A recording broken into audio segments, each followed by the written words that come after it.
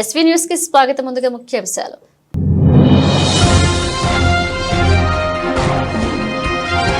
సుశ్రుత గ్రామీణ వైద్యుల సంఘం దేవరకొండ ఆర్ఎంపీ పీఎంపీల ఆధ్వర్యంలో కోల్కతాలో మెడికల్ కళాశాలలో పీజీ 2వ సంవత్సరం చేస్తున్న డాక్టర్ అత్యాచారాన్ని నిరసిస్తూ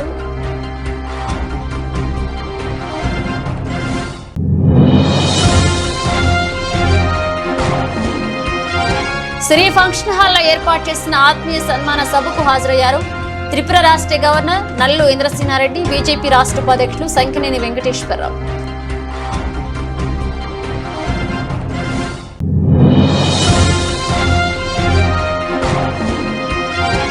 వ్యాపార వర్గాలకు సహకరించాలి. రోడ్ అండర్ పాస్ నిర్మాణంలో సర్వీస్ రోడ్లో గల వ్యాపారులకు ఎలాంటి ఇబ్బందులు ఉండకూడదు.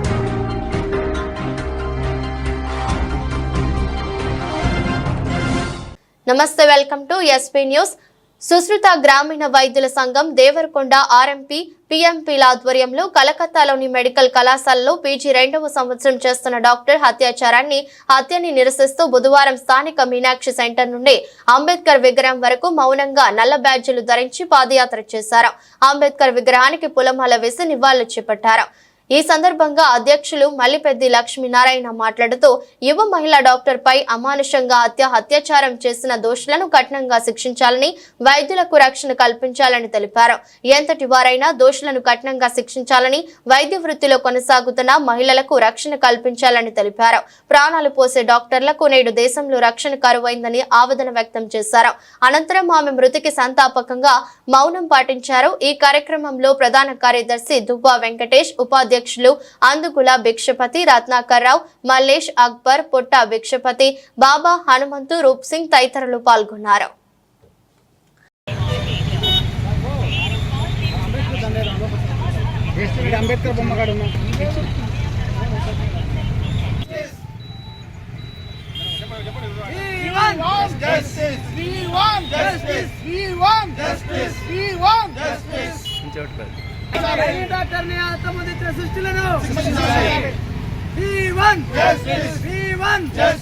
మహిళలకు సరైన చట్టరక్షణ, మహిళలకు చట్టరక్షణ, మహిళలకు చట్టరక్షణ. దోషులను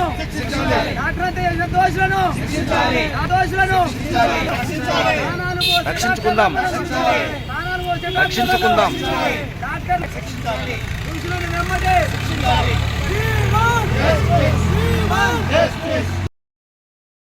గ్రామీణ వైద్యుల సంఘం మండలము దేవరకొండ ఈరోజు మన భారతదేశంలో కలకత్తా నగరంలో జిఆర్ జరిగినటువంటి ఘోర విచారకరమైనటువంటి దుర్ఘటనకు మౌమిత డాక్టర్ గారిని అమానుషంగా ఒక క్రూరంగా అత్యాచారం చేసి హత్య చేసిన ఉదంతమును నిరసిస్తూ ఖండిస్తూ మేము చాలా బాధాకర హృదయాలతో ఈరోజు దేవరకొండలో మీనాక్షి హోటల్ నుండి బస్టాండ్లో డాక్టర్ అంబేద్కర్ విగ్రహం వరకు కాలినడకన మౌనంగా వెళ్ళి అక్కడ డాక్టర్ మౌమిత గారికి నివాళులర్పిస్తూ ఆ యొక్క దోషులను ప్రభుత్వం వారు అతి త్వరలో కఠినమైనటువంటి శిక్షను వేసి ఎంతటి వారైనా తప్పకుండా వారిని శిక్షించి ఆ డాక్టర్ గారి ఆత్మకు శాంతిని చేకూర్చాలని, అలాగే వారి కుటుంబ సభ్యులకు మా యొక్క ప్రగాఢ విచారమును సంతాపమును మా యొక్క సుశ్రుత గ్రామీణ వైద్యుల సంఘము పక్షాన అందరికీ తెలుపుకుంటూ ఈ యొక్క మహిళా సోదరులను కూడా రక్షించుకుంటాం కార్యక్రమంలో మరి మా యొక్క ఉద్దేశము దేశములో ఎక్కడైనా ఏ మెడికల్ కాలేజీలో కానీ, ఏ ప్రాంతంలో కానీ, ఏ గ్రామంలో కానీ మహిళా డాక్టర్స్ పైన, మహిళా హెల్త్ వర్కర్స్ పైన ఎటువంటి దురాచారములు చేయకూడదని, చేసినచో స్ఫూర్తిగా మా మండల పక్షాన, మా ఆర్ఎంపీ పిఎంపీ వైద్య సోదరి మనులందరి పక్షాన దృఢంగా కోరుకుంటూ ఎంతోమంది ప్రజలకు ప్రాణదానం చేసినటువంటి ప్రాణరక్షణ చేసినటువంటి ఆ డాక్టర్లను ఈ ప్రకారంగా ఈ క్రూరుడు చేసినటువంటి విషయాన్ని వివరించడానికి కూడా నోరు రావడం లేదు. ఈ హత్య ఇటువంటి నేరం చేసిన వారిని ఘోరంగా శిక్షించాలని మరొక్కసారి ప్రభుత్వానికి, పెద్దలకు, అధికారులకు, ప్రజానాయకులకు మనవి చేస్తూ ఆమె ఆత్మకు శాంతి చేకూరాలని ఆ పరమేశ్వరుని ప్రార్థిస్తూ సెలవు తీసుకుంటున్నాను. ఎస్వీ న్యూస్ కి స్వాగతం. గత కొన్నాళ్లుగా రాష్ట్ర సివిల్ సప్లై కార్పొరేషన్ లో రాష్ట్ర స్థాయిలో జరుగుతున్న అవినీతిపై హైకోర్టు సిట్టింగ్ జడ్జి చేత విచారణ జరిపించాలి. ఎన్నడూ లేని విధంగా తెలంగాణ రాష్ట్రంలో నేకాఫ్ లాంటి కార్పొరేట్ సంస్థలను ప్రవేశపెట్టి టెండర్లను వేయించి మిల్లుల నుండి నేరుగా ధాన్యాన్ని తరలించేందుకు రాష్ట్ర స్థాయిలో ప్రయత్నం జరిగిందని, అయినా నేకాఫ్ సంస్థ మిల్లులో నుండి ధాన్యాన్ని తరలించలేదని, చివరకు మిర్రర్లకే చెడిపోయిన ధాన్యాన్ని అండగట్టేందుకు రాష్ట్ర అధికారులు ప్రయత్నిస్తున్నారని, దీనివలన బిల్డింగ్ వ్యవస్థ దివాలాకు రాష్ట్ర ప్రభుత్వ వైఖరి కారణమవుతుందని, ప్రస్తుతం నేకాఫ్ సంస్థ టెండర్లను అన్నింటినీ రద్దు చేసి మిర్రర్లకి నిర్దిష్టమైన రేటుకు ధాన్యాన్ని విక్రయించి మిల్లులో పేరుకుపోయిన ధాన్యం నిల్వలను అన్నింటినీ తొలగించి 2024 రైతు పండించిన వానాకాలం సీజన్ ధాన్య కొనుగోళ్లకు అవకాశం కల్పించాలని ప్రజా పోరాట సమితి PRPS రాష్ట్ర అధ్యక్షుడు నూనె వెంకటస్వామి కోరారు. ఈ ధర్నా కార్యక్రమంలో తెలంగాణ రైతు పోరాట సమితి రాష్ట్ర అధ్యక్షుడు వరికల్ గోపాల్, తెలంగాణ హమాలి వర్కర్లు యూనియన్ రాష్ట్ర అధ్యక్షుడు ఉయ్యాల లింగస్వామి గౌడ్, రాష్ట్ర కార్యదర్శి నాగిళ్ల యాదయ్య, PRPS రాష్ట్ర నాయకులు గ్యారా సాలయ్య, బైరు వెంకన్నగౌడ్, బెజ్జంకి కుమార్, వివిధ జిల్లాల నాయకులు మహమ్మద్ రఫీ, మెండే రమేష్ కుమార్, గ్యారా నాగయ్య, మాచర్ల తిరుమలేష్, గ్యారా నాగరాజు, మామిడి భిక్షం, వెల్మకంటి శంకర్ పాల్గొన్నారు. ధాన్య కొనుగోళ్లు రవాణా విషయంలో దివాలా కోరు విధానాలను అవలంబిస్తున్నారనేటటువంటి విషయాన్ని కమిషనర్ గారికి చెప్పడానికి వచ్చినాం. నెకాఫ్ లాంటి కార్పొరేట్ సంస్థల్ని టెండర్కి అవకాశం ఇవ్వడం వల్ల ఈ వ్యవస్థను కార్పొరేట్ సంస్థల చేతుల్లోకి తీసుకుపోవడం దుర్మార్గం అనేటటువంటి విషయాన్ని మేము తెలియజేయదలుచుకున్నాం. ఇవాళ తెలంగాణ రాష్ట్రం అంతటా సుమారు 1600 సంబంధించినటువంటి రైస్ మిల్లుల్లో ధాన్య నిల్వలన్నీ కూడా పేర్కొని ఉన్నాయి. 2022, 2023, 2024 మన ఈ వేసంగి సీజన్ సంబంధించినటువంటి ధాన్య నిల్వలన్నీ కూడా ఈరోజు రైస్ మిల్లుల్లో ఉన్నాయి. అందుకని ఈ నిల్వలన్నింటినీ కూడా తరలిస్తే తప్ప 2024 ఈ వానాకాలం సీజన్ సంబంధించినటువంటి ధాన్యం మిల్లుల్లోకి వచ్చేదానికి అవకాశం లేదు, కొనుగోళ్లు సాగేదానికి అవకాశం లేదు. అందుకనే 2024 వానాకాలం కొనుగోళ్లు సాగాలంటే ఇవాళ ఈ మిల్లుల్లో ఉండేటటువంటి ఈ పేరుకుపోయినటువంటి ధాన్యాన్ని అంతా తరలించాల్సిందిగా కోరుతున్నాం. ఇది పేరుకుపోయిందని నెకాఫ్ అనబడేటటువంటి కార్పొరేట్ సంస్థకు ఈ కొనుగోళ్లన్నింటినీ కూడా అవకాశం ఇచ్చారు. దీనివల్ల ఏ ఒక్క గింజను కూడా మిల్లులో నుండి తరలించలే, ఎక్కడ వేసినా కొంగడి అక్కడనే ఉంది. అందుకనే ఇక్కడ మేము పరిష్కార మార్గం చూపించేది ఏంటంటే ఈ మిల్లుల్లో పేరుకుపోయినటువంటి ధాన్యాన్ని నిర్దిష్టమైనటువంటి రేటుకు ఆ మిల్లర్లకే అవకాశం ఇవ్వండి. ఆ మిల్లర్లకు అవకాశం ఇవ్వడం వల్ల ఈ మిల్లులన్నీ కూడా ఖాళీ అవుతాయి. సజావుగా 2024 వానాకాలం సీజన్ సంబంధించినటువంటి ఇవన్నీ కూడా కొనుగోళ్ళన్నీ కూడా సాధ్యమవుతాయని మేము రాష్ట్ర ప్రభుత్వానికి తెలియజేయదలుచుకున్నాం. అట్లాగే మీరు మిల్లింగ్ వ్యవస్థను కాపాడండి. ఒక రైస్ మిల్ ఉండడం వల్ల 100 కుటుంబాల దాకా సేఫ్టీ అయ్యేదానికి అవకాశం ఉంది. ఇవాళ ఈ దివాలా కోరు విధానాల వల్ల కార్పొరేట్ సంస్థల ఇన్వాల్వ్మెంట్, అదే రకంగా ఆకు కందని పోకకు పొందినటువంటి పద్ధతుల్లో ఈ కార్పొరేట్ సంస్థలు వ్యవహరించడం వల్ల ఇబ్బంది కలుగుతున్నటువంటి పరిస్థితి ఉంది. ఇవాళ PSCS, IKP కేంద్రాలకు సంబంధించినటువంటి ఈ గోనె సంచులకు సంబంధించినటువంటి రేటును అందులో కట్ చేస్తున్నారు. ఈ గోనె సంచుల్ని మిల్లుల్లోకి ఇస్తున్నామని వాళ్లకు ఈ మిల్లింగ్ సంబంధించినటువంటి ఛార్జీ ఇస్తున్నటువంటి పరిస్థితి లేదు. కుడి అడమల దోపిడీ కార్పొరేట్ సంస్థ మన కార్పొరేషన్ సివిల్ సప్లై కార్పొరేషన్ చేస్తున్నటువంటి పరిస్థితి ఉంది. అందుకనే మేము తెలియజేస్తున్నాం ఈ PSCS ఈ మన ఈ ఐకేపీ కేంద్రాలకు ఇచ్చేటటువంటి బోనస్ సంచులను మీరు వాళ్ళకు సంబంధించిన దాంట్లో కట్ చేయొద్దు. వాళ్ళకు ఉండే డబ్బులు వాళ్ళకే ఉండాలి. అట్లాగే మిల్లులకు మిల్లింగ్ డబ్బులు ఇస్తున్నటువంటి పరిస్థితి లేదు. వీటన్నింటి మీద రాష్ట్ర ప్రభుత్వం సిట్టింగ్ జడ్జి చేత విచారణ చేయించాలి. అనేక రకాల కుంభకోణాలకు మన సివిల్ సప్లై ఈ కార్పొరేషన్ కేంద్రంగా ఉన్నది. బోనస్ సంచుల సంబంధించినటువంటి సరఫరా, అట్లాగే ఈ టెండర్కి సంబంధించినటువంటి కార్పొరేట్ సంస్థల ఇన్వాల్వ్మెంటు, అక్కడ డ్యామేజ్ అయిపోయినటువంటి ధాన్యాన్ని మిల్లర్లో కొనాలి అనేటటువంటి పద్ధతుల్లో ప్రెషరైజ్ చేయడం, ఈ రకమైనటువంటి పద్ధతులతో ఇవాళ రాష్ట్ర ప్రజలకు ఇబ్బందులు కలుగుతున్నటువంటి పరిస్థితి ఉంది. ఈ మిల్లుల్లో ధాన్యం అంతా పేరుకపోవడం వల్ల కొత్త ధాన్యం వచ్చేదానికి అవకాశం లేదు. అందుకనే మేము ప్రజల పక్షాన, హమాలీల పక్షాన, రైతాంగం పక్షాన తెలంగాణ ప్రభుత్వానికి, ఇటు మన సివిల్ సప్లై కార్పొరేషన్కి తెలియజేయదలుచుకున్నాం. మొత్తం సంస్థ పేరుకపోయినటువంటి నిల్వలన్నింటినీ కూడా తరలించండి. నెకాఫ్ లాంటి కార్పొరేట్ సంస్థకు టెండరు అవకాశం ఇవ్వకండి. అక్కడ ఉన్నటువంటి ధాన్య నిల్వల్ని నిర్దిష్టమైనటువంటి రేటుకు మిల్లర్లకే ఇచ్చేదానికి అవకాశం ఇవ్వండి. గత 8 సంవత్సరాలుగా మిల్లింగ్కి ఇవ్వనటువంటి ఆ బకాయిలన్నింటినీ కూడా ఇచ్చేయండి.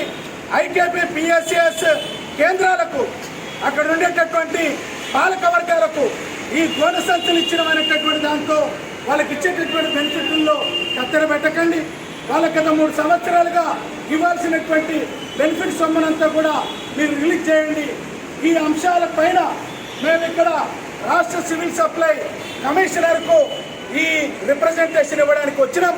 అందుకని ఈ రిప్రజెంటేషన్ ఇవ్వడానికి మాకు అవకాశం ఇవ్వాలి. తెలంగాణ రాష్ట్రం అంతటా రైతులు, హమాలీల యొక్క ప్రయోజనం కోసం ఈ సంస్థ ఆలోచన చేయాల్సిందిగా మేము కోరుతున్నాం. సూర్యాపేట జిల్లా తుంగతుర్తి మండల కేంద్రంలోని సిరి ఫంక్షన్ హాల్ ఏర్పాటు చేసిన ఆత్మీయ సన్మాన సభకు హాజరయ్యారు త్రిపుర రాష్ట్ర గవర్నర్ నల్లు ఇంద్రసేనారెడ్డి. బీజేపీ రాష్ట్ర ఉపాధ్యక్షులు సంకినేని వెంకటేశ్వరరావు సంకినేని మాట్లాడుతూ ఇంద్రసేనారెడ్డి నమ్ముకున్న సిద్ధాంతం కోసం భారతదేశంలో బీజేపీ ప్రభుత్వం అధికారంలోకి రావడం కోసం చాలా కష్టపడ్డారు. ఈ ప్రాంతంలో పేద పిల్లల కోసం ఇంద్రసేనారెడ్డి కేంద్ర ప్రభుత్వం నరేంద్ర మోదీ దృష్టికి తీసుకువెళ్లి కేంద్రీయ విద్యాలయాన్ని తీసుకురావాల్సిందిగా కోరుతున్నారు. కానీ కేంద్రంలో నరేంద్ర మోదీ వచ్చిన తర్వాత గవర్నర్ బాధ్యత అంటే కేవలం మంత్రిమండలి పరిశీలించిన దానిపై సంతకం పెట్టడం కాదు, కేంద్ర ప్రభుత్వానికి రాష్ట్ర ప్రభుత్వానికి మధ్యలో ప్రజలను అనుసంధానం చేసేటటువంటి కార్యక్రమాలన్నీ కూడా అమలు జరుగుతున్నాయా లేదా చూసేటటువంటి బాధ్యత గవర్నర్ల మీద ఉంటుంది. మీరు ఆ రకంగా యాక్టివ్గా ఉండాలని ప్రధాని మోదీ చెప్పడం జరిగింది. ఉమ్మడి నల్గొండ జిల్లా నుండి నా మీద అభిమానంతో వచ్చి నన్ను సత్కరించినందుకు మీ అందరికీ ధన్యవాదాలు తెలుపుతున్నా అన్నారు.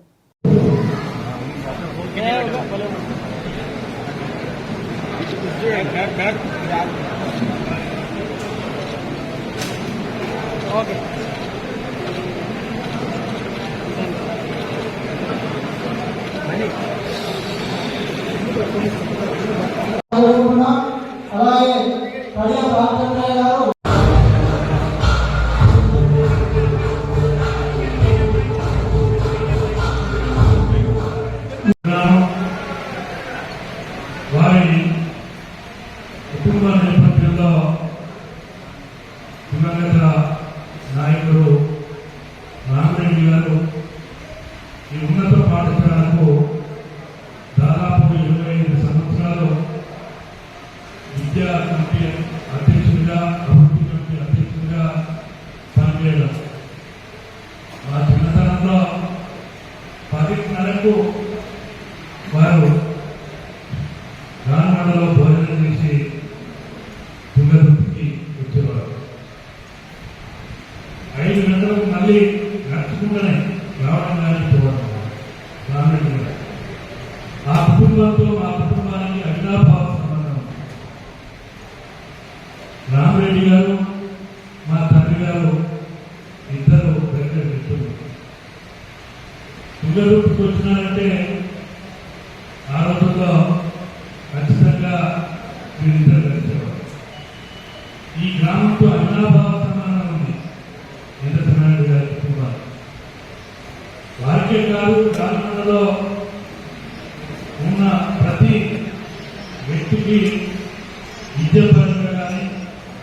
క్రీడాపరంగా కానీ ఈ గ్రామంతో అవినాభావ సంబంధం ఉన్న గ్రామం గానుగొండ గ్రామం.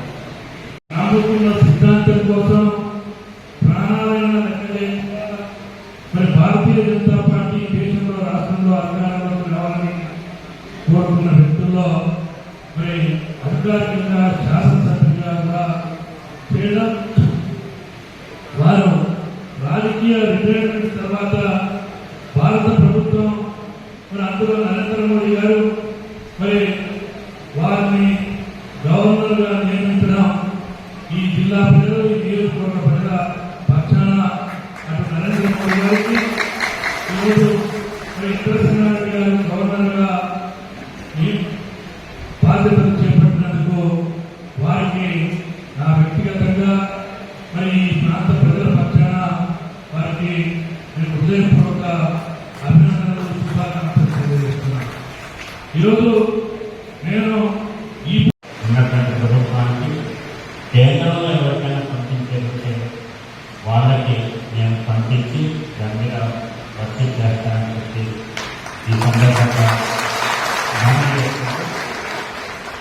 మీరందరూ సాయిబాబా కుటుంబకి సంబంధించినటువంటి మండలానికి సంబంధించినటువంటి ప్రోగ్రాం అనుకున్నాను. కానీ నాగార్జున సాగర్ వెళ్ళి ఎటువైపు మన తిరుమలగిరి, కాళీగౌరం ఇటువంటి అన్ని ప్లేసెస్కి కూడా మొత్తం జిల్లా నుండి వచ్చి నన్ను సత్కరించినందుకు మీ అందరికీ కూడా మనస్ఫూర్తిగా అభినందనలు చేస్తూ సెలవు తీసుకుంటున్నాను. జై హింద్. నాకంటూ పరిచయాలంటే సంస్థాపరమైనటువంటి పరిచయాలు తప్ప ఇంకోటి కాదు. కానీ ఈ గ్రామంలో ఉన్నటువంటి వాళ్ళు మా నాయనకి మిత్రులుగా విద్యా రాఘవరావు గారు, సంపత్రావు గారు, డాక్టర్ రామారావు గారు, ఎక్కడికి వెళ్తున్నానంటే వాళ్ళ ఇంటికి వెళ్తున్నాను, వీళ్ళ ఇంటికి వెళ్తున్నాను, అక్కడికి వెళ్తాను, ఇక్కడికి వెళ్తాను, మన పక్కనే ఈ కులాలు ఆ కులాలని ఆ రకంగా మాట్లాడుతున్నటువంటి విషయాలు నాకు బాగా కోరుకున్నాయి. ఈ ప్రాంత వాసిగా నాకు ఈరోజు త్రిపుర గవర్నర్గా అపాయింట్ చేయడం, మీరు ఈ ప్రాంతవాసి మండలం మీరు రావాలి అని చెప్పి సాయిబాబా అనేక సార్లు అడిగారు. కానీ నేనే ఇప్పుడు వస్తాను లేదంటే కావాలని రావడం లేదేమో అనుకొని అక్కడ బాధపడేటువంటి సందర్భాలు కూడా నాకు తెలుసు. అందుకని ఇంకా ఆలస్యం చేయకూడదు. ఇందులో మనమంటే ఇష్టపడి కావాలని చెప్పి కార్యక్రమం పెట్టాలనుకున్నటువంటి వాళ్ళని చెప్పి అందుకని ఈసారి మొదట నీకే కార్యక్రమం ఇస్తానని చెప్పి వారికి చెప్పి ఈరోజు ఈ కార్యక్రమానికి రావడం లేదు. ఇక్కడికి ఎట్లా వస్తున్నాం కాబట్టి అట్నే ఇంత దూరం వచ్చి గ్రామానికి పోకపోతే బాగుండదనేటువంటి ఎంతో గ్రామంలో ప్రోగ్రాం పెడుతున్నాం. వాస్తవంగా నేను ఇన్ని రోజులు ఇన్ని సంవత్సరాలు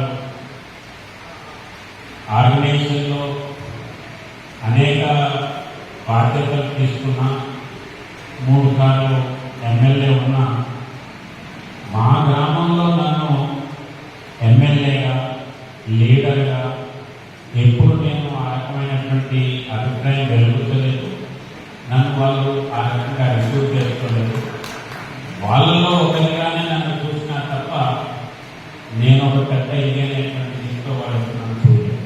ఆ రకంగా వాళ్ళందరికీ కూడా నేను కృతజ్ఞుడు.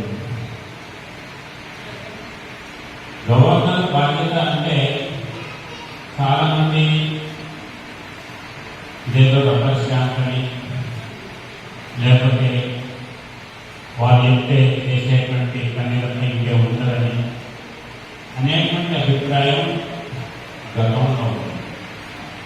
కానీ కేంద్రంలో నరేంద్ర మోడీ గారు వచ్చిన తర్వాత గవర్నర్ బాధ్యత అంటే కేవలం దాన్ని చూసి సంతకం పెట్టడం కాదు, కేంద్ర ప్రభుత్వానికి రాష్ట్ర ప్రభుత్వానికి మధ్యలో ప్రజలకి అనుసంధానం చేసేటువంటి కార్యక్రమాలన్నీ కూడా అమలు జరుగుతున్నాయా లేదా చూసేటువంటి బాధ్యత గవర్నర్ మీద ఉంటుంది. మీరు ఆ రకంగా ప్రోయాక్టివ్గా ఉండాలి అనేటువంటి విషయాన్ని వారు చెప్తున్నారు.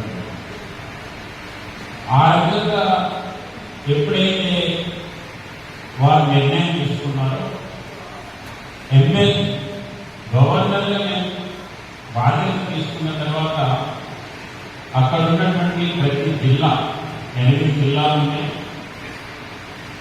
త్రిపుర రాష్ట్రం అంటే 3 వైపుల బంగ్లాదేశ్ ఉంది. 850 కిలోమీటర్లు బంగ్లాదేశ్ బార్డర్ ఉంటుంది. ఇండియన్ వైపు మెయిన్లాండ్ వైపు అస్సాము మేఘాలయ కలిపితే కూడా 150 కిలోమీటర్లు ఉంటుంది. అంత పెద్ద బార్డర్ బంగ్లాదేశ్తో ఉన్నటువంటిది త్రిపుర రాష్ట్రం. అదేవిధంగా త్రిపుర నార్త్ ఈస్టర్న్ స్టేట్స్లలో ఉండేటువంటి 8 రాష్ట్రాల్లో ప్లేన్ ప్రదేశం త్రిపుర, టోటల్ గ్రీనరీ ప్రదేశం. మిగతా రాష్ట్రాల్లో ఐస్ ఉంటుంది కానీ ఇక్కడ ఐస్ ఉండదు. తర్వాత ఉన్నటువంటి దాంట్లో మోస్ట్ పీస్ఫుల్ స్టేట్ కూడా ఈరోజు త్రిపుర. త్రిపురలో వ్యవసాయం, కేరళ తర్వాత అత్యధికమైనటువంటి రబ్బర్ ప్లాంటేషన్. త్రిపుర యొక్క హెడ్ క్వార్టర్ అగర్తల అంటే అగర్వుడికి పెరిగారు. కాబట్టి ప్రపంచంలో ఉన్నటువంటి అగర్వుల్లో చాలా భాగం ఈ అగర్వుడ్ చెట్లు త్రిపురలో. అదేవిధంగా త్రిపురలో పీయింగ్ ఫైనాన్స్ అని చెప్పి అది చాలా రాష్ట్ర పదం కూడా. దాని యొక్క డిమాండ్ విపరీతంగా ఉంటుంది, ఎక్స్పోర్ట్ చేస్తున్నారు. ప్రజలు సాఫ్ట్వేర్ 65-70% ట్రైబల్ ఏరియా అంటే అడవి ప్రాంతం ఉంటుంది. అదేవిధంగా ట్రైబల్స్ కూడా 30-32% ట్రైబల్స్ ఉంటారు. చిట్యాల పట్టణంలో చేపట్టనున్న రోడ్ అండర్ పాస్ నిర్మాణంలో సర్వీస్ రోడ్లో గల వ్యాపారాలకు ఎలాంటి ఇబ్బందులు లేకుండా అధికారులతో మాట్లాడి తగు చర్యలు తీసుకోవాలని కోరుతూ చిట్యాల వ్యాపారులు మున్సిపల్ చైర్మన్ కోమటిరెడ్డికి వినతి పత్రం అందజేశారు. మట్టి కట్టతో కాకుండా పిల్లర్లతో నిర్మాణం చేపట్టేలాగా కృషి చేయాలని కోరారు. స్థానిక పోలీస్ స్టేషన్ చౌరస్తాలతో పాటు ఇరువైపులా పబ్లిక్ అండర్ పాస్ నిర్మించాలని వినతి పత్రం ద్వారా కోరారు. ఈ కార్యక్రమంలో సాల్వేరు బాలరాజ్, కాచం వెంకటేశ్వర్లు, వాసా రామ్మోహన్, శివకోటి, యాదగిరి, గంజి వెంకటేశం, నాంపల్ల శ్యాంప్రసాద్, వరకంతం భాస్కర్ రెడ్డి, జిగిని వెంకటేశ్వర్లు, జల్లా భాస్కర్, పందిరి రామ్, శ్యామ్, నీలా సత్యనారాయణ, వాసా రమేష్, షీలా సత్యనారాయణ పాల్గొన్నారు. రాష్ట్ర డైరీ చైర్మన్ గా నియమితులైన గుత్తా అమిత్ రెడ్డిని కలిసి అభినందించడం జరిగింది. గుత్తా యువసేన వ్యవస్థాపక అధ్యక్షుడు వనమ వెంకటేశ్వర్లు, తెరటుపల్లి హనుమంతు ఆధ్వర్యంలో నిర్వహించిన ఈ కార్యక్రమంలో నల్గొండ జిల్లా కాంగ్రెస్ నాయకులు గుత్తా సుఖేందర్ రెడ్డి, యువసేన వ్యవస్థాపక అధ్యక్షులు వనమ వెంకటేశ్వర్లు, ఐతగోని స్వామి గౌడ్, తెరటుపల్లి హనుమంతు, రంగా వెంకటేశ్వర్లు, జిల్లా నాయకులు గుండె రవి తదితర నాయకులు వారిని కలిసి వారిలో ఉన్నారు. బుధవారం ఉదయం 8:45 ప్రపంచ వయోవృద్ధుల దినోత్సవాన్ని లయన్స్ చారిటబుల్ ట్రస్ట్ నకరేకల్ మరియు నకరేకల్ మండల న్యాయ సహాయ కమిటీ సంయుక్తంగా నకరేకల్ లయన్స్ వృద్ధాశ్రమంలో నిర్వహించారు. దీనికి ముఖ్య అతిథిగా న్యాయమూర్తి శ్రీ ఎస్కే ఆరిఫ్ హాజరై వయోవృద్ధుల హక్కుల గురించి వివరించారు. వయోవృద్ధులను చూడాల్సిన బాధ్యత వారి పిల్లలదేనన్నారు. అనంతరం ఆశ్రమంలోని వృద్ధులకు పండ్లు, బ్రెడ్స్ పంపిణీ చేశారు. కార్యక్రమానికి అధ్యక్షత వహించిన లయన్స్ క్లబ్ అధ్యక్షుడు లయన్ బి ప్రకాష్ రావు మాట్లాడుతూ తల్లిదండ్రులను అందరూ బాధ్యతగా చూసుకోవాల్సిందిగా కోరారు. చరిత్ర పరిశోధకులు డాక్టర్ డి సూర్యకుమార్ చరిత్ర యుగంలో చట్టాల గురించి వివరించారు. ఈ కార్యక్రమంలో నకరేకల్ కోర్టు సిబ్బంది, bar association secretary Saitulu, charitable trust president lion Ram Mohan Rao, secretary lion Yadagiri Reddy, సభ్యులు lion T Prabhakar Rao, lion N Suryachandrarao, Munindar Rao, lion G Narayana, lion Erra Shambhu Lingareddy, lion Brahmadevara, Ramesh పాల్గొని విజయవంతం చేశారు.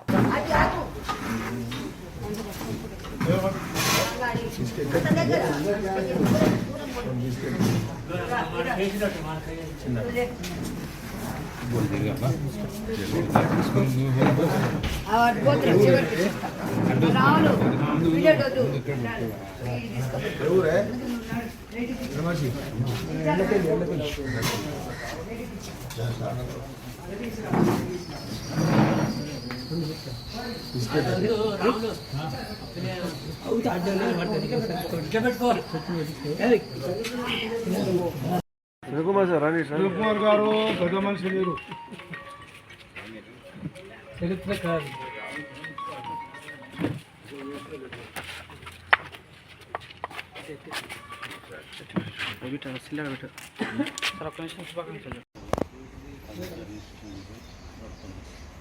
కాకపోతే ముందు మన గవర్నమెంట్ హాస్పిటల్ నుండి వాళ్ళు క్యాంప్స్ ఎక్కువ రాస్తారు. ఈ ద్వారా ఒకసారి వాళ్ళు ఇన్ఫర్మేషన్ ఇచ్చి క్యాంప్స్ ఇచ్చడానికి ప్రయత్నిస్తే బాగుంటుంది.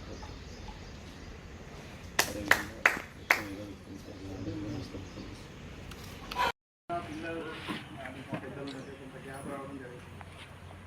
ఎప్పుడైతే ఈ గ్యాప్ రావడం జరుగుతుందో అక్కడి నుంచి మనము వాళ్ళు అన్నట్టుగా అంటే వాళ్ళకు వాళ్ళ పిల్లలకి పెళ్ళిళ్ళు అయిపోయి అక్కడి నుంచి కొంచెం గ్యాప్ అనేది క్రియేట్ అవుతూ ఇలా కొన్ని విద్యార్థులుగా కొన్ని ఏర్పడడం జరిగింది. నా ఉద్దేశం ఏంటంటే ఎప్పటివరకు అయితే తల్లిదండ్రులు కొడుకులు వీళ్ళందరూ కలిసి ఉంటారో తర్వాత జనరేషన్ వాళ్ళకు కూడా ఒక సూచనలాగా కనిపిస్తుంది. ఏంటంటే పెద్దవాళ్ళని కూడడం మన బాధ్యత. మనం మన తల్లిదండ్రులు చూస్తే మనల్ని మన పిల్లలు చూస్తారు అనేది వాస్తవ విషయం. ఎక్కడ కూడా జరుగుతున్నది. ఎక్కడైతే ఉమ్మడి కుటుంబాలు ఉంటున్నారు, ఇప్పటికీ ఉంటున్నారు కాబట్టి మనం ఈ సమాజంలో నడుస్తున్నాం. సో అలా మనం వాళ్ళకి మార్గదర్శకులుగా కావాలి. పెద్దవాళ్ళని గౌరవించాల్సిన బాధ్యత మనందరి మీద ఉంటుంది. సో ఎక్కడైతే ఇలాంటి విషయాలు జరగకుండా ఉంటాయో అప్పుడు ఇలాంటి కొన్ని తగ్గుతాయి. ఇలా ఎక్కువ జరిగిపోతుంది, పిల్లలు పట్టించుకోవట్లేదు తల్లిదండ్రులని అని ఈ సీనియర్ సిటిజన్స్ మెయింటెనెన్స్ యాక్ట్ 2007 ఏర్పాటైంది. సో ఎక్కడైతే పిల్లలు పేరెంట్స్ని నెగ్లెక్ట్ చేస్తున్నారో అక్కడ వాళ్ళకి కంపల్సరీగా మెయింటెనెన్స్ ప్రొవైడ్ చేయాల్సిన బాధ్యత ఉంది. అలాగే సిఆర్పిసిలో కూడా 125 కింద ఎప్పటి నుంచో ఉంది. ఈ సీనియర్ సిటిజన్ మెయింటెనెన్స్ యాక్ట్ 2007లో వచ్చింది. బట్ మెయింటెనెన్స్ ప్రకారం కోర్టు నుంచి మనం తల్లిదండ్రుల పిల్లల దగ్గర నుంచి, భార్య భర్త దగ్గర నుంచి, పిల్లల తల్లిదండ్రుల దగ్గర నుంచి అనేది ఎప్పటి నుంచో ఉంది. కానీ పర్టికులర్గా ఏర్పాటు ఎందుకు చేశారంటే ఎక్కడైతే తల్లిదండ్రులు పిల్లలకి ప్రేమానురాగంతో కూడుకుని గిఫ్ట్ అంటే వాళ్ళు ఉన్నప్పుడే కొన్ని ప్రాపర్టీస్ గిఫ్ట్ చేయడం జరుగుతుంది. తర్వాత వాళ్ళు పట్టించుకోకపోవడం వల్ల ఇప్పుడు ఉన్న ప్రాపర్టీని వాళ్ళు గిఫ్ట్ చేసేసింది కొడుకుల తర్వాత పట్టించుకోకపోతే ఆ గిఫ్ట్ని కూడా క్యాన్సిల్ చేసే అధికారము ఈ యాక్ట్లో పొందవచ్చు. ఆర్డీఓ దగ్గర వేసుకొని అక్కడి నుంచి ఆ గిఫ్ట్ని కూడా క్యాన్సిల్ చేసుకుని ప్రాపర్టీ వాళ్ళకి వెనక్కి ఇచ్చే విధంగా దాని యొక్క ఉద్యోగం ఆర్డీఓ దగ్గర ఫైల్ చేస్తుంది. సీనియర్ సిటిజన్స్ మెయింటెనెన్స్ యాక్ట్ కోర్టులో వచ్చేసి 124 సిఆర్పిసి ఇప్పుడు కొత్త చట్టం వచ్చింది బిఎల్ఎస్ఎస్ అని. దాని ప్రకారంగా మెయింటెనెన్స్ ఎవరైతే తల్లిదండ్రులు కానీ పిల్లలు కానీ భార్య వీళ్ళు ఎవరైతే వాళ్ళని మెయింటైన్ చేయలేకపోతున్నారో వాళ్ళు వాళ్ళ దగ్గర నుంచి మెయింటెనెన్స్ క్లెయిమ్ చేయాలి.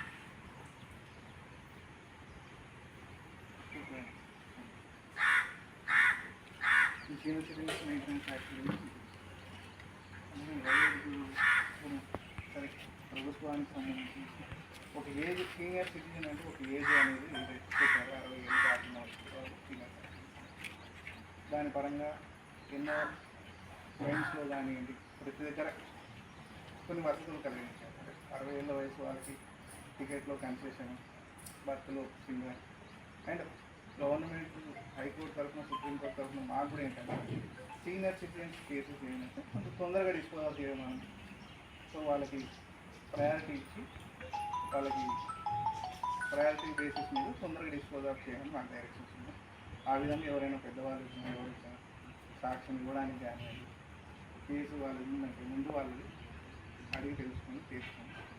సో మీకు ఎలాంటి సార్ చెప్పినట్టుగా మెడికల్ క్యాంప్ సంబంధించి నేను ఒకసారి కనుక్కుంటాను. కనుక్కొని ఏ విధమైన డైరెక్షన్స్ నా వైపు నుంచి నేను ఇవ్వగలను ఎటువంటి పెద్దవాళ్ళకి చెప్పడం కానీ నేను చూస్తాను.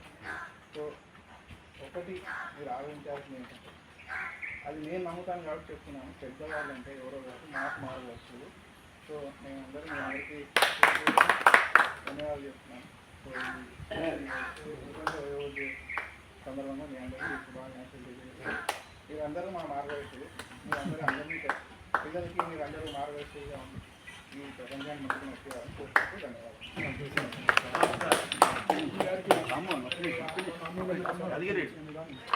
సార్ ఒక ప్రాబ్లం సార్ ఇండియాలో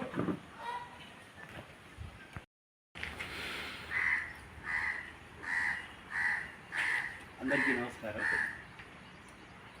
ప్రతి సంవత్సరం కూడా మనకి మ్యాజిస్ట్రేట్ గారు ఎవరుంటే వాళ్ళు ట్రాన్స్ఫర్ తెచ్చుకుంటున్నారు కాబట్టి మన ఓల్డ్ ఏజ్ హోమ్లో ఈ వయోవృద్ధుల దినోత్సవం జరుపుకోవడం అలవాటు. అండ్ నగరికల్లో మనకి కోర్టు ఏర్పడ్డ పని ఫస్ట్ స్పీకర్ గారు మ్యాజిస్ట్రేట్ గారు జరిగింది. అప్పటి నుంచి అటు మన ఆఫీసర్స్ క్లబ్ ఆ తర్వాత లయన్స్ క్లబ్ వచ్చింది.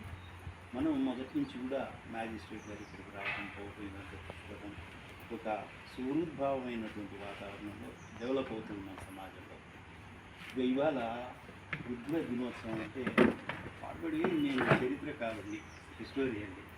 By virtue of this thing నాది ఎపిగ్రఫీ అని అంటే పాత అక్షరాలు చదువుతున్నాను రైట్. ఇప్పటికి ధన్యవాదాలు ఇస్తాను. ఇప్పుడు గవర్నమెంట్ ఆఫ్ ఇండియా వాళ్ళు ప్రాజెక్ట్ ఇచ్చారు. నేను ఏం చూసినా కానీ ముందు మా హిస్టరీలో ఏమన్నా ఉండే అయితే అని చూస్తుంటాను. ఈ వయోవృద్ధుల దినోత్సవం మీద ఒక 2 ఇన్సిడెంట్స్ చెప్తాను. తర్వాత ఆపేసినా సందేశం అన్నావు కదా అందుకని. సో నా హిస్టరీగా మాట్లాడతాను. వయోవృద్ధులవి హిస్టరీలో నాకు 2 శాసనాలలో 2 ఇన్సిడెంట్స్ నేర్పించారు. నుంచి అందులో ఒకదానికి ఆధారం లేదు, అనుసృతిగా జనాలు ఒకరి నుంచి ఒకరికి వస్తున్నటువంటి కథ ఒకటి. రెండోది కడపలో ఒక కాపర్ ప్లేట్ దొరికింది. ఆ కాపర్ ప్లేట్ని రాసి మనకి మొదటి నుంచి కూడా ఇప్పుడు మనం ఇంగ్లీష్ వాడు మనకి కోడ్ చేసినటువంటి ఇండియన్ పీరియడ్స్ కూడా జూరిస్ప్రుడెన్స్ మనం తీసుకుంటున్నాం. కానీ అంతకుముందు రాజుల పరిపాలనలో మనకి ధర్మం ఉన్నది. ఆ ధర్మమే కోడిఫైడ్. ఇవాళ లా ధర్మాన్ని కోడిఫైడ్ చేస్తేనే ఇవాళ మనకి లీగల్ సిస్టమ్ వచ్చింది. అది బ్రిటిష్ వాడి దగ్గర నుంచి వచ్చింది. వాడి అవసరాల కోసం మార్చుకుంటూ వచ్చాడు. ఇవాళ మన అవసరాలకు తగ్గట్టుగా మనం చేస్తున్నాం. ధర్మశాస్త్రాల్లో పిల్లవాళ్ళని, ముసలి వాళ్ళని, ఆడవాళ్ళని ప్రొటెక్ట్ చేసేటువంటి బాధ్యత రాజుది. రాజు అనేది that is nothing but government. ఇప్పుడు డెమోక్రసీ, అప్పుడు మొనార్కీ. ఒక రకంగా చూస్తే రాజులు ఇవాళ మనకంటే కూడా చక్కగా ప్రజల్ని పరిపాలించారని అనిపిస్తుంది. With due apologies to the people. రాజు ఇది నా రాజ్యము అనుకున్నాడు, దాన్ని కాపాడుకున్నాడు. ఇప్పుడు ఇది మన రాజ్యం అయిపోయింది. నాది అనుకున్నప్పుడు డెవలప్ చేస్తాం, మాది అనుకున్నప్పుడు ఏమన్నా తింటాం. ఇది తేడా. రాజు తన రాజ్యం అనుకున్నాడు. కడపలో శాసనం దొరికింది, కాపాడుకున్నది ఉన్నది. ఒక ముసలామె గవర్నమెంట్కి అర్జీ పెట్టుకుంది. ఏంటి అంటే, అయ్యా నాకు మా ఆయనకి 3 ఎకరాల భూమి ఇచ్చారు, ఇవ్వాలంటే మనకి డాక్యుమెంట్స్ ఉంటాయి. కానీ ఆ రోజుల్లో రాజులు ఏం చేస్తారంటే రాళ్ళ మీద రాసిస్తారు, అయితే కాపర్ ప్లేట్ మీద రాసిస్తారు డొనేషన్. రాజు నాకు ఇట్లా ఇచ్చాడు కాపర్ ప్లేటు, అది దొంగలేసుకెళ్ళారయ్యా, ఇప్పుడు ఆ భూమి నాది అని చెప్పుకోవడానికి ఆధారం లేదు, దీన్ని మళ్ళీ నాకు ఇవ్వగలరు అని. దొంగతనం చెప్తూ అదొక నేరం. ఇది పోయింది. ఇప్పుడు ఏమిటి, ఇది కావాలి. రాయి మీద రాసిన దాన్ని మళ్ళీ కాపర్ ప్లేట్ మీద రాసిస్తారు. ఎందుకు ఇస్తారు అంటే, నేను ఆ భూమిని తనఖా పెట్టుకోవాలంటే ఈ రాయి తీసుకెళ్ళి పెట్టలేను, అందుకోసం కాపర్ ప్లేట్ ఇస్తాడు. వాడు సంఖలో పెట్టుకెళ్ళి షావుకార్ దగ్గర పెట్టచ్చు. సో కాపర్ ప్లేట్ పోయింది. ఇప్పుడు ఆవిది అని ఎట్లా, ఇది చిన్నగా రాజు దగ్గరికి పోయింది. This is Vijayanagar period. Venkatapati Rayalu రాజు. ఆయన చెప్పాడనమాట, ఆ లోకల్గా మనకి బ్యూరోక్రసీ ఆ భూమిలో ఉన్నది. కిందకు వచ్చిన తర్వాత గ్రామణి అన్నవాడు ఉంటాడు. ఆ భూమి ఆమెదేనా కాదా, ఆమెది, మరి పోగొట్టుకున్నది, ఎప్పట్లోపల ఇస్తాం. చూడండి, టైం బౌండ్ ప్రోగ్రామ్ 3 నెలలు. చైత్ర మాసం వాడిచ్చింది, రిపోర్ట్ చేసింది. చైత్రం, వైశాఖం, జ్యేష్ఠ మాస పౌర్ణమి రోజున నేను ఇది మళ్ళీ తయారు చేశాను. ఆ ఇచ్చినప్పుడు కాపర్ ప్లేట్ ఇచ్చాడు. 3 నెలల క్రితం నాకు ఇలా వచ్చింది, ఆమె పోగొట్టుకున్నట్టుగా. మేము 3 నెలల టైం బౌండ్ ప్రోగ్రాంలో మేము చేసామని. చూడండి, ఇవాళ మన బాధ అదే. మా పట్టేదారు పాస్ పుస్తకం పోయింది, ఎంఆర్ఓ ఇవ్వట్లేదు, వాడు ఆత్మహత్య చేసుకుంటాడు కానీ ఇది రావట్లేదు. ఇలాంటి బాధ. ఇంకొకటి చెప్తా, ఇది నాకు ఇంకా చాలా పులకరించిపోయినటువంటిది. ఇది నాకు హైదరాబాద్లో ముసలోళ్ళు చెప్పినటువంటి కథ మాత్రమే. హైదరాబాద్ నిజాం టైంలో నిజాంని మళ్ళీ ప్రకాశ్రావు గారి కోపం సందేహం, కమ్యూనిస్టులు కావాలని పూచిగా చూపించారు కానీ ఆయన చాలా గొప్పవాడండి. నిజాం, హైదరాబాద్ నిజాం మీర్ ఉస్మాన్ అలీ ఖాన్ చాలా గొప్ప చక్రవర్తి. 1945 దాకా ఆయన్ని మించిన కాదు ప్రపంచంలో ఎవరు లేడేమో. ఎందుకనంటే ఇవాళ మనం చెప్పుకునేది సూపర్ స్పెషాలిటీ హాస్పిటల్స్ అన్నీ ఆయన కట్టించాడు. చెస్ట్ హాస్పిటల్ ఉంది, క్యాన్సర్ హాస్పిటల్ ఉంది, ప్రసూతి హాస్పిటల్ ఉంది, జనరల్ హాస్పిటల్ ఉంది, టీబీ శానిటోరియం ఉంది. ఇన్ని ఎవరు కట్టించారండి? ఒక్క ఉస్మానియా యూనివర్సిటీ ఆర్ట్స్ కాలేజ్ చాలా ఆయన విద్యా వ్యవస్థని ఎంత డెవలప్ చేశారు చెప్తాను. కాకపోతే 45 తర్వాత కావాలని మన వాళ్ళు చేసినటువంటి పని ఆయన పూచిగా చూపడం. అండ్ ఇవాళ మనం ఉపయోగించుకునే అసెంబ్లీ హాల్ ఏదైతే ఉందో అది హైదరాబాద్ నిజాము. ప్రజలు సాయంత్రం పూట వచ్చి కూర్చొని మాట్లాడుకుంటారని. గుత్తా అమిత్ రెడ్డికి కార్పొరేషన్ పదవి, డైరీ డెవలప్మెంట్ రాష్ట్ర చైర్మన్ గా నియామకం. తండ్రి రాజకీయం డైరీతోనే తనయుడు అమిత్ కూడా అక్కడి నుండే. ఉమ్మడి నల్గొండ జిల్లాలోని కాంగ్రెస్ పార్టీలో కీలక లీడర్లు ఉన్న కార్పొరేషన్ పదవి అమిత్ నే వరించింది. ఒకే సామాజిక వర్గానికి చెందిన పలువురు నాయకులు పోటీ పడిన Telangana dairy development cooperative federation రాష్ట్ర చైర్మన్ పదవి మాత్రం గుత్తా అమిత్ కే దక్కింది. ఆయన 2 ఏళ్ల పాటు ఆ పదవిలో కొనసాగనున్నారు. కీలకమైన కార్పొరేషన్ చైర్మన్ పదవి దక్కడంతో ఆయన అనుచరుల్లో ఆనందం వ్యక్తమవుతోంది. తండ్రి అక్కడే, కొడుకు అక్కడి నుండే. గుత్తా సుఖేందర్ రెడ్డి రాజకీయ ప్రస్థానం గ్రామ స్థాయిలో ప్రారంభమైన అప్పటి టీడీపీ ప్రభుత్వంలో తెలంగాణ డైరీ డెవలప్మెంట్ రాష్ట్ర చైర్మన్ గానే కీలకమైన రాజకీయాలను ప్రారంభించారు. బీఆర్ఎస్ ముఖ్య నాయకులు అమిత్ కి టికెట్ రాకుండా చేయడమే కాకుండా పొమ్మనలేక పొగబెట్టి బయటకు పంపించారు. తీవ్ర మనోవేదనకు గురైన అమిత్ ఎంపీ ఎన్నికల సమయంలో కాంగ్రెస్ పార్టీలో చేరారు. అయితే అనూహ్యంగా 6కు కార్పొరేషన్ పదవి దక్కింది. ఇదిలా ఉంటే తండ్రి సుఖేందర్ రెడ్డి చేసిన పదవి దక్కడంతో సంతోషం వ్యక్తం చేస్తున్నారు. బులెటిన్ ముగించే ముందు హెడ్లైన్స్ మరోసారి.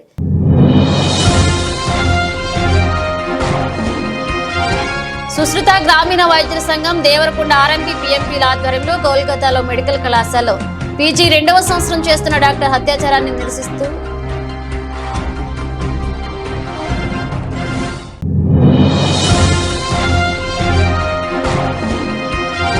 శ్రీ ఫంక్షన్ హాల్లో ఏర్పాటు చేసిన ఆత్మీయ సన్మాన సభకు హాజరయ్యారు త్రిపుర రాష్ట్ర గవర్నర్ నల్లు ఇంద్రసింహారెడ్డి, బీజేపీ రాష్ట్ర ఉపాధ్యక్షులు సంకినేని వెంకటేశ్వరరావు.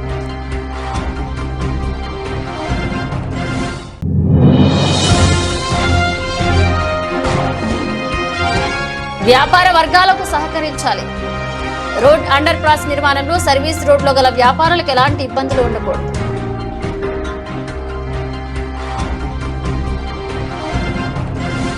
ఇవి బులెటిన్ అప్డేట్స్. మన అప్డేట్స్తో మళ్ళీ కలుద్దాం.